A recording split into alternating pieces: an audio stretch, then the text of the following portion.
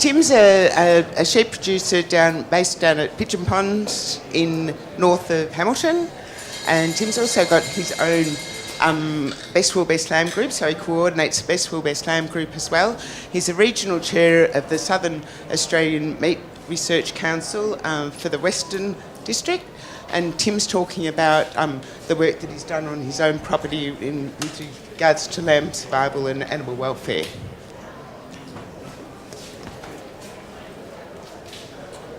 Thanks, Gervais. I'm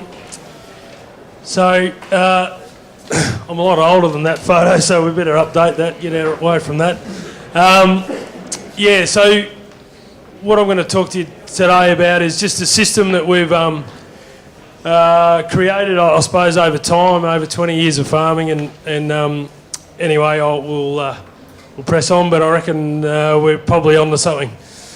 I farm with my wife, Georgie, who's busy working today while I'm gallivanting around the place. And we've got a livestock manager on, Bose Kelly, who has been with us for the last sort of 12 months.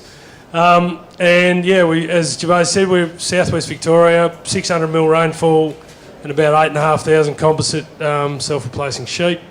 We've bought a fair bit of country over the years.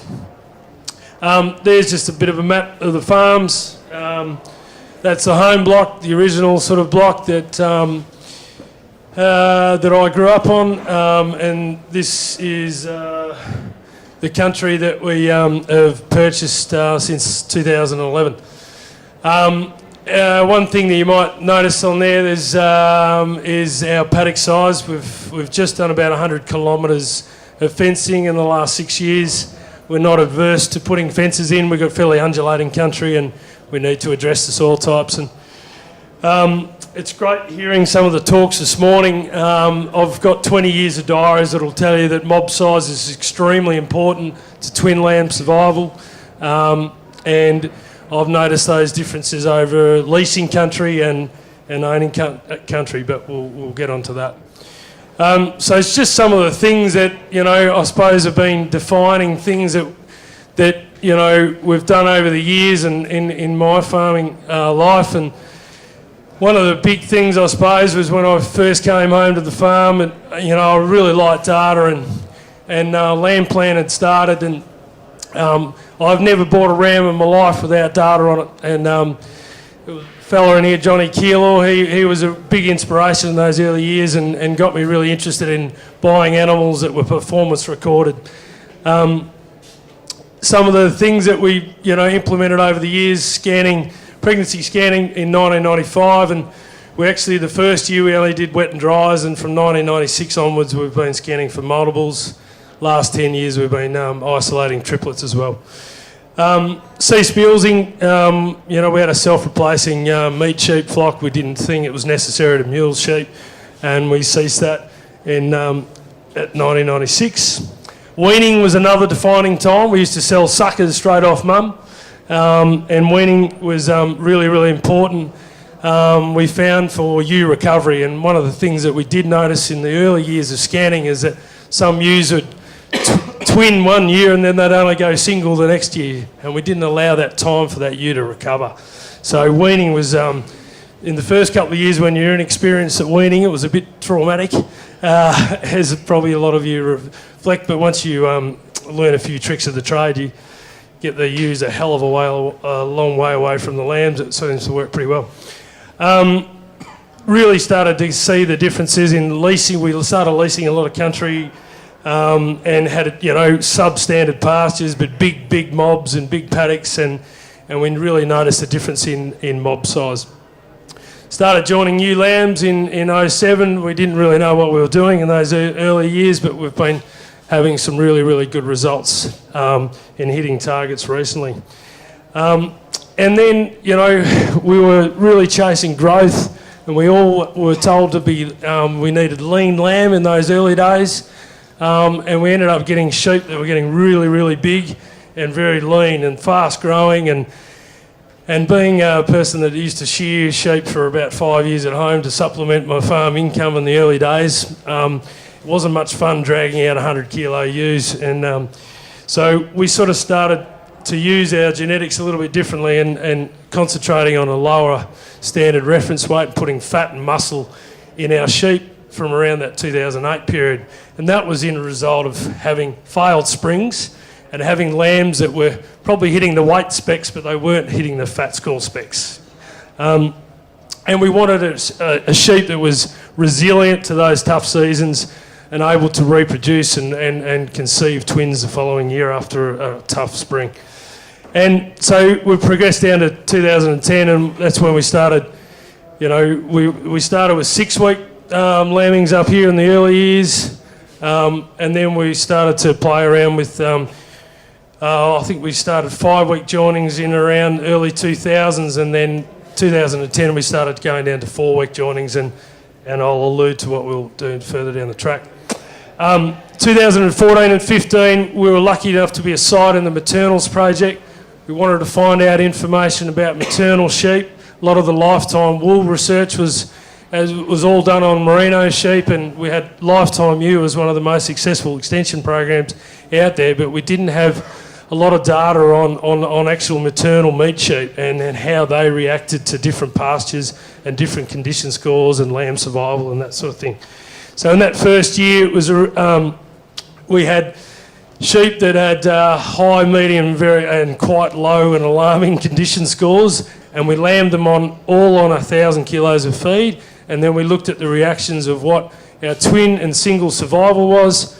We also looked at the impact of our birth weight, but also the growth rate of those lambs that were out of all these ewes that were, 3.6 condition score up the top end, down to 2.6 down the bottom end.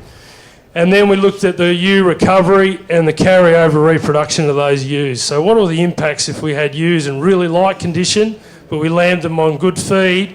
What was the impacts on all these things?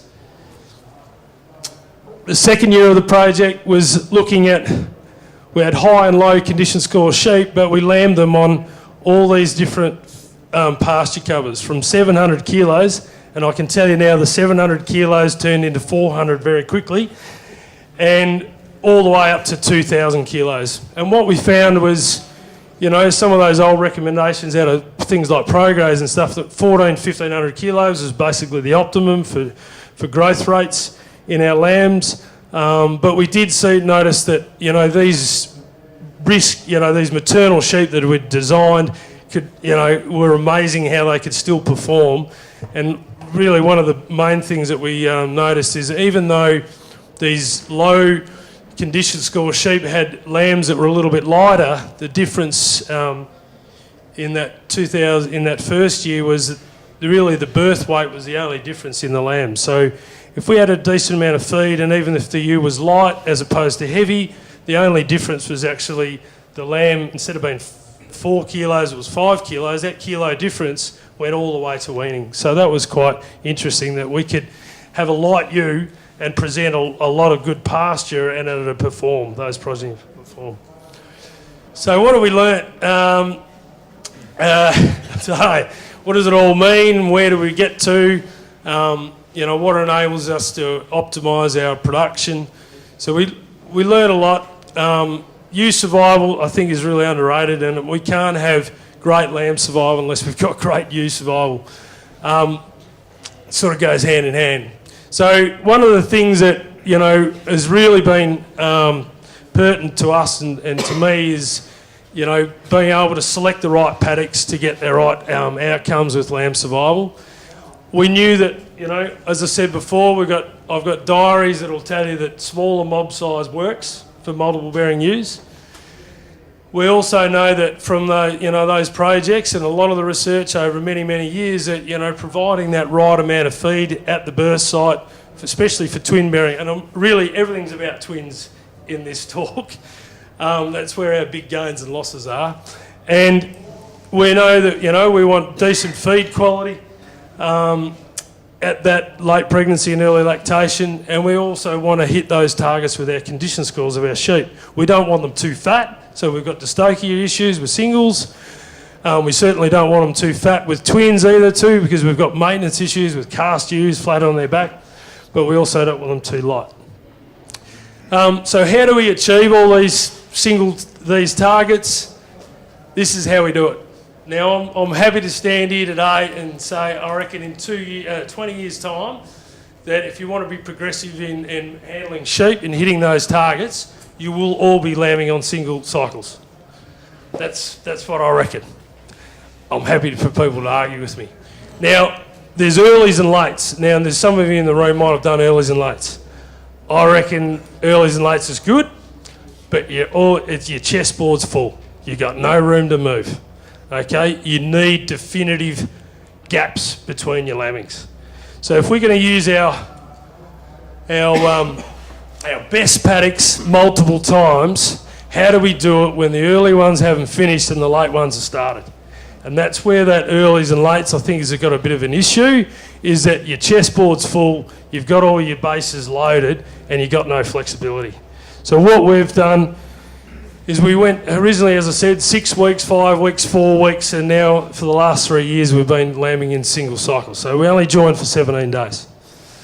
So we need to get a lot more precision. We know that, and these figures of just this is on my farm. That's where we lose most of our ewes and our lambs in that late pregnancy and early lactation. We need to hit the target. Anyone, hands up, you put a crop in here. Most of you croppers have got GPSs, 2.5 centimetre accuracy. It's precision farming, right? How about in the sheep industry? We've been bloody putting rams out for 5 or 6 weeks for bloody 40, 50 years, doing exactly the same thing. And we've got pregnancy scanning technology and we're not utilising it to its full extent. So this is the paddock data that we collect. So it's all about, we've heard a bit about this morning, the importance of data and making decisions based on data. These are our twinning paddocks from last year. So we've got the same paddocks down here. We've got the area. It's very hard to see, so I won't expect you to see them. How long they're in those paddocks for 20 days, the number of head, how many kilos are in that paddock, the stocking rate, expected pasture growth, and I should have changed that because that's a bit high, intake, and then expected consumption, how much pasture we expect at the end, and then we analyse, we count basically the live lambs, so we know exactly how many fetuses are in the cell, and then we count those lambs out before lamb marking, and we can get actually data. So we've got 6 lambings worth of data. We just started lambing 2 days ago, and we can actually assess paddocks on their worth, whether there's suitable shelter, suitable privacy, is it the right size, is it the right paddock for those different classes of stock. So we've got simple Excel spreadsheets. This is a twin one, we've got a single one and a triplet one, and we have them for our 3 different lambings during the year. So this is analysing your results at the end of the year. We start off with the amount of fetuses. This is how many we marked, and so last year we had a pretty wet year in 2017, and we achieved a 91.2% survival with our adult ewes on that particular farm.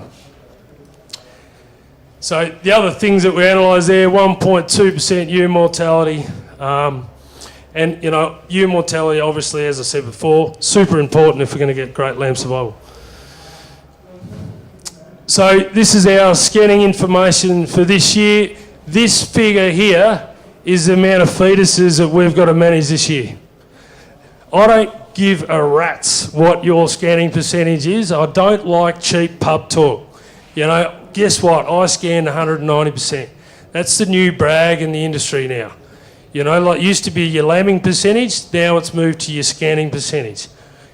The figure back here before, that 91.2, that's your bragging percentage. If we were talking about social licence and our ability to manage sheep and be proactive in the animal welfare space, that's your brag. And that brag there, that's what you hang your hat on. That's what you write up. It's like the shearing tally on the number 1 stand. You got your gun shearer, he puts his tally down every year. That's what we should be doing in our wool sheds, is writing, this is the total amount of fetuses we've got to manage, and this is how well I did. So that's us this year. We're really blessed on the spring that we had last year. We're 1.76 in lamb. We scanned 170 this year. That's significantly up on last year. Last year we were 1.55 in lamb, and it was simply we were 0.3 of a condition score heavier when the rams went out this year to last year. That's why we've got more fetuses on board. And that came for free because we had a big spring. The years before, sometimes you build up condition over a number of years. We had 2014, 2015 was tough. 2016 for us in our neck of the woods, it was the wettest winter on record. It was another tough year, but it was the other way around. And 2017 was the best year I've ever farmed in my life. Best break in 40 years, awesome. And we banked it. We really banked it. 21 or 0.21 fetuses per ewe up on the previous year. So that's the best since 2011 for our business, where we had 1.83 fetuses per ewe. Anyway, I'm banging on. So the importance of, why is this system single cycling, I reckon, the way of the future, is that we can multiply use the best paddocks on your farm a number of times. Okay, instead of having one big lambing where we spread all the mobs out and go, good luck girls, I know you got twins, but you're going on that hill. I'm sorry, but I've just got to put you there. That's not good enough. So let's think about it a bit more strategically. So we've got better efficacy in our animal health. Our vaccines only last 6 weeks. So if we're doing a pre-lambing vaccine of a ewe, and if we're lambing for 6 weeks and we settle the ewes down, maybe we vaccinate 2 weeks before we start lambing, it might be 8 weeks by the time we mark the lambs and give those lambs their first actual vaccine.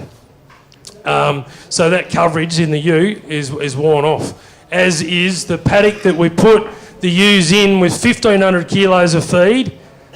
8 weeks' time, guess what? If we're optimising stocking rate, I bet you it's probably more closer down to 1,000 or 900. And you're better farmers than me if you can achieve 1,500 kilos right the way through a 5-week lambing.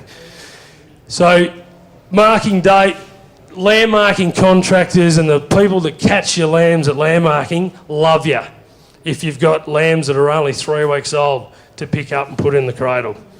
And there's probably Joan Lloyd, who was speaking this morning about the impacts of growth rate and on lambs and stuff. I think marking smaller lambs, there is definitely benefits in that instead of these big thumping lambs that we throw in the cradle and they get the hell knocked out of them when you put a ring on them. So weaning date is really accurate. Marketing your lambs, they're all like peas in a pod. Ewe recovery is better. So if we got a better weaning date and we're not waiting for those last tail end lambs to lamb and the ewes are looking a bit lean, sometimes that's too late for those ewes to recover in a tough season. Puberty date for ewe lambs, that's also another big bonus.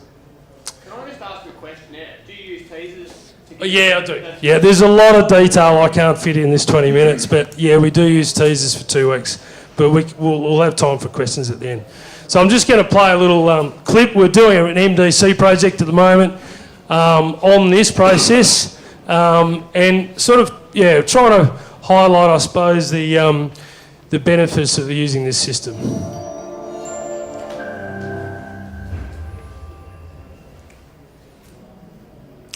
So I'll yabble along here. This is Cobbity and a Wadey, which is some properties we bought a few years ago. Fairly undulating. So it's got some of the worst lambing paddocks in Australia, and it's got some of the best ones. So pretty bare hills, and about 300 metres above sea level, and a lot of severe wind chill can hit them. So we just don't lamb in those paddocks. Simple as that. So we use those gullies. A lot of those gullies, some of the old blokes around my area said, "Oh, you don't want to lamb down there. The foxes will eat all your lambs." Well, yeah, that's bullshit. So we're pretty strategic. We do a lot of dry sowing. This is some renovation So spring sown rape that we've put winteroo oats in. We do use urea to help hit targets if we need to. The big key is subdividing those paddocks into smaller ones. So that's a 15 hectare paddock that we've chopped into 3 5 hectare paddocks just with reels and hot tapes. A little bit of effort, but takes no time at all. So we put triplet bearing ewes, and I think our average mob size for triplets this year is about 13, and we just jam them in those riparian zones. Now you can't do that with all breed types either, by the way. I'll put a caveat on that. And look, supervision's really important for us too. So we'll have a lot of those tablelands with no stock in them. We go around our twin bearing ewes daily because they're the ones where we have our big wins and losses. And as I said, we try and minimise those mob sizes as much as we can. So we're constantly building twin paddocks and renovating those gully regions. And anyway, that's it. Yep, so those the question was using the hot tapes for lambing. So when you've, and I reckon using hot tapes for lambing over a 5 or 6 week lambing would be bloody chaos. But because our ewes waddle in slowly and they're fully pregnant and we've got exactly the same amount of feed on offer on one side of the hot wire as the other, and because we have our 2 tapes that are actually more about the ewe, keeping the ewe from getting into a bigger mob, the lambs can go backwards and forwards quite easily underneath those tapes. Yeah, the bottom one's probably 300, 300 to 400 off the deck. Yeah, so we don't have any problems with that. Yeah, we use tape on geared reels. I didn't have a close-up of that, but they're so we'll use them 3 times for our 3 different lambings. We reel the reels in, and we'll go in with. We just started lambing. We've got 17 days. As soon as the last lamb's born, we'll start counting those lambs out, and we'll put 3 or 4 mobs into one and put them on a tableland. Once a lamb's 2 days old, it's pretty much indestructible. So, and then we can reel those tapes in, and if we've eaten our wedge down a bit, we'll go in with Pro-Jib and try and crank out another 200 or 300 kilos before our next lamb. So we've got a 20-day gap before our next lambing. What ram joining percentage are you using over 17 days? As high as we can. We happen to be a stud, so we've got a fair few ram lambs around, but 2 to 3%. Yeah, just a bit more concentration there. Yeah. And what sort of wet and dry scanning are you getting after 17 days joining? We've varied from 72% to 83% in the 3 years that we've done it. So we tease with vasectomised rams for 2 weeks. We take them out at about 1%, 1.5% teasers, and then we hit about 2.5% of rams for 17 days at our first scan. So we'll scan as normal, and we'll have anywhere between 28% to 17% dry. But they've already joined again. So the scanner will go, I can see some activity there, but he just treats them all as dry.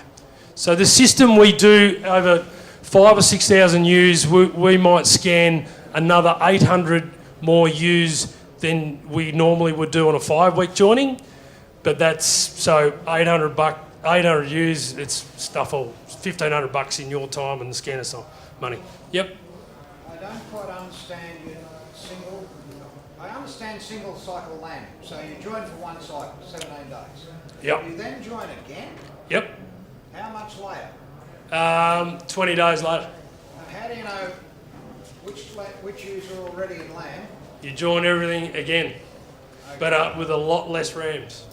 Yep. So you already know that you got 70%, 75% in lamb, so you can go in with probably less than 1%. We happen to have a few rams around, so we join with about, but yeah. So you're covering your backside. Yeah. Yep. So you scan twice or scan once? No, we scan 3 times. We actually scan no more times than we normally. We always had a double lambing, and so we join new lambs as well. So we're not scanning any more occasions. we've just got more dries in that first and second lambing. So You to go a third time, do you? yeah, we have ewe lambs that lamb in. They start in mid-August, so we'll have a tidy up. So some ewes, our youngest ewes will be joined 3 times, right? Our older ewes that lamb in August, they'll only get joined twice. And our ewe lambs, they actually get joined for 4 weeks. So we don't do a single cycle with ewe lambs. We want to make everyone, we're running out of time, basically. So, yeah.